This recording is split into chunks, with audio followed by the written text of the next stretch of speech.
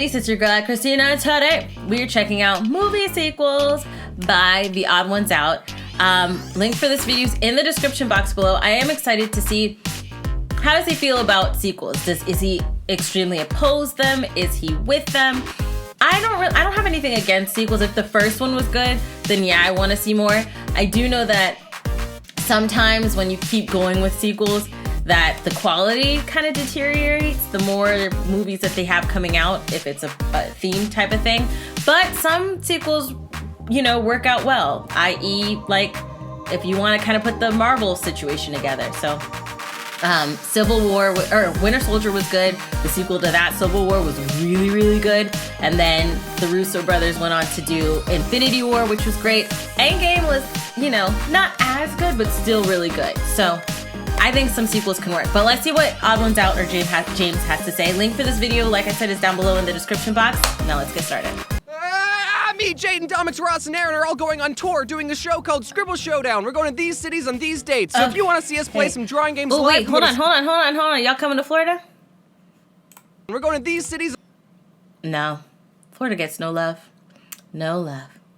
On these dates. So if you want to see us play some drawing games live, then go to scribbleshowdown.com, link in the description. Please. Okay, enjoy the video now.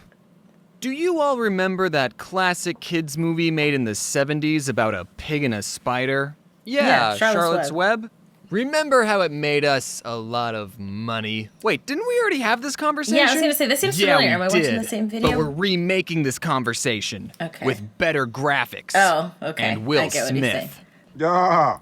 But why would we remake something that's already good on its own when we could be making something totally original? Because, true. Ethan, we don't want to take risks, and this will make us more money. But won't it be obvious to the audience that we're only doing these remakes for the money?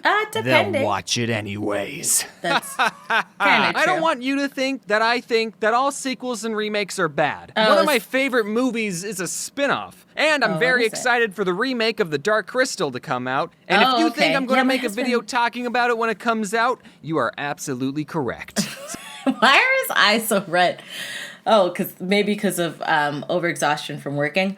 I will say, like, I've never seen Dark Crystal, but my husband was excited about it too. Like, he's really looking forward to it. I haven't watched it, so I don't know really anything about it. So Disney is remaking a bunch of classical movies into live action. They did it with Tarzan, Alice in Wonderland, and they did it with 101 Dalmatians twice. And as someone who enjoys cartoons a little too much, I think it would be cool if they remade Treasure Planet or Atlantis into live action. Both of those movies are underrated and have a lot of high-stake, action-packed adventure that would be perfect for a reboot. And if they did get a reboot, it would introduce a new generation of kids to these awesome movies. I'm down for it. But that's just my opinion. I'm sure Disney has good reasons for making sequels and spin-offs. Speaking of Disney sequels, I bet some of you forgot the very old straight-to-VHS Disney sequels. I try to forget about them every day. You can have your own opinion on the Disney sequels, but all the ones that went straight to VHS are terrible. So. Even The Lion King 2? That one emo lion was kinda hot. Did I stutter? Oh, wow. I know all those sequels were technically done by a different studio, but let's just hope that Disney will finally break the bad sequel streak with Frozen hilarious. 2. Or they should just let it go. Yes, straight to VHS. Thank you.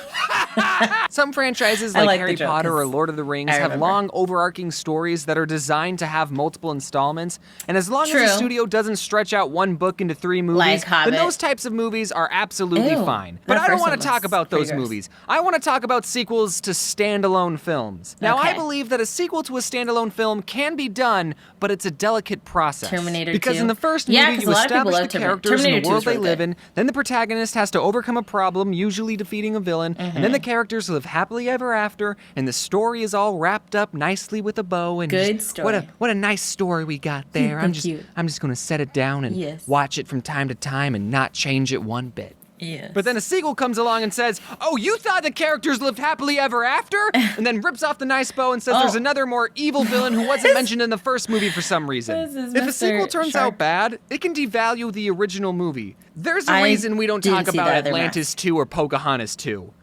Or Mulan 2, or Hunchback 2, or Aladdin 2, or Cinderella 2, or Beauty and the Beast 2, or Tarzan 2. I didn't see any of those. Because they didn't happen. So that's why I'm always impressed whenever a good sequel is made. And a studio that I think does an amazing job at making sequels is called DreamWorks. But I've noticed a pattern with DreamWorks franchises that I've coined the DreamWorks trequel paradox. You know what? I think the right word might be trilogy, but I'm just going to say trequel. You see, DreamWorks has a track record of creating amazing sequels. Yeah, Kung Fu Panda 2 is good too. Subpar trequels. Here's what I mean. Okay. Now, keep in mind that these are not my opinion. These reviews are objectively correct facts. And also, I just want to say I'll rewind him really quick, but I have not seen How to Train Your Dragon 2. I only saw the first one. I barely remember it. But apparently it might be doing well because I think they made a third one, right? Didn't they just come out with a third one? So I have to see it again. But yeah, the first one, I have to watch those 3. But Shrek, I liked the sequels that came with Shrek. I think the second one and the third one, I believe. I might have seen all 3, and I think I liked all 3. So he's right. He's got a point. Here's what I mean. Now, keep in mind that these are not my opinion. These reviews are objectively correct facts. And also, I just want to say I know that these movies are kids' movies, but I like animated movies more than real ones. And I'm a cartoon character, so Shrek 1. Great movie, great characters, great message, 10 onion layers out of 10. Yes. Shrek 2, it's the first movie in history to be better than the original, and it created the best music video of all time. I need 11 heroes out of 10. Shrek 3... I gotta watch that one again. Not in my swamp. Okay, I know we might not all agree, but here's another example. I have to watch it again. Kung Fu Panda 1, perfect movie. Any movie with anthropomorphic animals is always a win in my book. I think we have a best-selling franchise on our Panda Paws. Kung Fu Panda 2, just as good as the original. I liked it. How many sequels have an animated bird as a villain? Besides Stuart Little 2. So far, we got 10s across the board, but then Kung Fu Panda 3 comes along and... I'm sorry, Jablinski, I just... wasn't feeling this one. Which is why I was so worried for How to Train Your Dragon 3. And let's just say the DreamWorks trequel paradox didn't break its trend. However, there's one franchise that doesn't follow the DreamWorks trequel paradox. And it haunts my dreams. Works. And that franchise is Madagascar. Oh, Madagascar 1 was really good. As a kid. And apparently, I wasn't the only kid who enjoyed it because it made $193,595,521. So DreamWorks made 2 more of these movies and created the thing that haunts my dreams. Now, personally, Moto. The third one I didn't see. The third one I don't think... I think that he might be right. I think I did start watching the third one, but I didn't really like it, so I didn't finish it. But the first one, the second one, I loved. I love Madagascar. This makes me want to just have a movie day and just watch these things again. I don't really care for these movies. They're fine. I haven't rewatched them at all, so... Oh, I love Madagascar 1 and 2. But there's another movie in this franchise. A movie that shouldn't be as good as it is. And honestly, I'm a little embarrassed to admit that it might make the list of my top 5 favorite movies. Really? I don't think enough people are talking about this movie, so I'm going to be the one who breaks the ice. What is it? That metaphor is relevant because we're talking about Penguins of Madagascar. Penguins of Madagascar is the best movie that features penguins ever. Better than Happy Feet and Happy Feet 2, and it's 1,000 times more realistic than March of the Penguins. There's a scene where the penguins fall off an airplane and go hopping from one airplane to another. Really? It's so entertaining, and it's all done in one continuous camera shot. So I'm not talking with a hint of irony when I say that this scene is a cinematic masterpiece. Okay. I don't remember when I first watched Penguins of Madagascar. It came out when I was 18, so I'm probably not the target demographic. But I remember after watching it thinking, wow. That's a good movie. And I didn't think about that movie again until years later on Halloween night 2018. I was in a Discord call with some friends who were also spending their Halloween night behind a computer, and naturally we were discussing which Madagascar sequel was better. Some people actually liked the second one, which was surprising. I liked it. And I said, well, no matter what you think of the sequels, at least we can all agree that Penguins of Madagascar is better than both of them, right? And everyone in the call was like, what are you talking about? And instead of watching a scary movie that Halloween night, we all virtually watched a movie about penguins together, and I think everyone liked it. Okay, let's talk about another studio. I have to watch Pixar. Pixar movies do a good job at appealing to a wide audience. Yes. Kids like them because they're a cartoon, and adults like them because of their heavy themes like old people dying. Almost every movie Pixar has made has been a cinematic classic.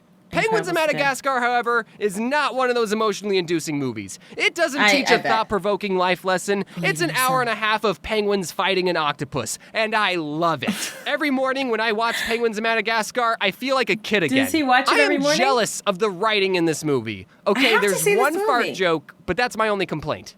Now, do I think Penguins is better than all of these Pixar movies?